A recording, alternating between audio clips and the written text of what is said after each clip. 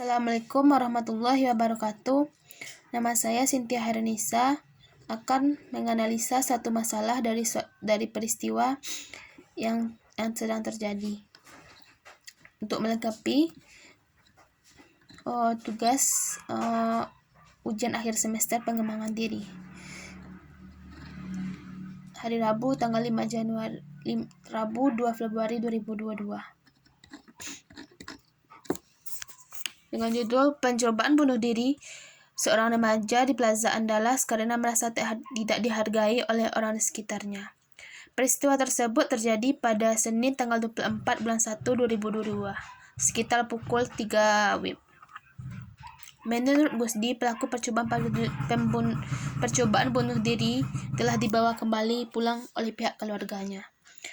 Dari video beredar tersebut tampak seorang pemuda mencoba melompat dari ketinggian. Sontak percobaan bunuh diri tersebut menjadi perhatian pengunjung dan pihak manajemen Plaza Andalas Padang.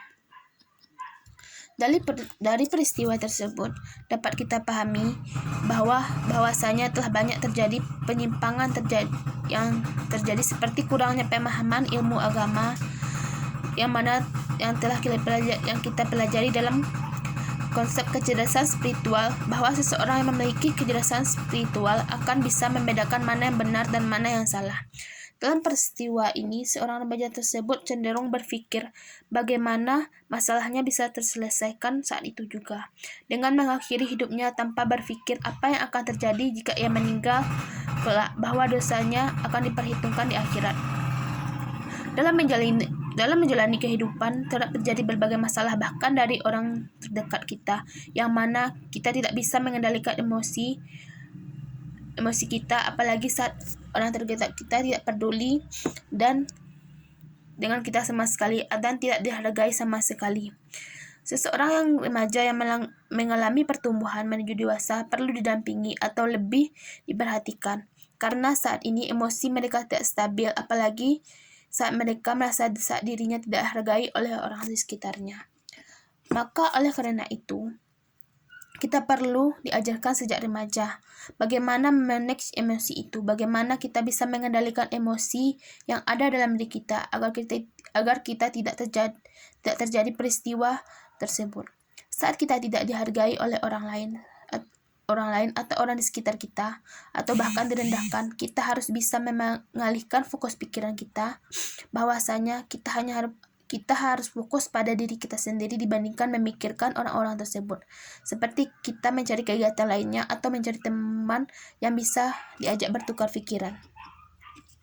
Cara memperbaiki kepribadian seperti itu dilakukan remaja tersebut adalah perlu mendalami apa itu resilience, di mana ia harusnya bisa mengendalikan dirinya untuk tidak melakukan hal-hal yang berakibat fatal untuk dirinya, bahkan orang sekitarnya.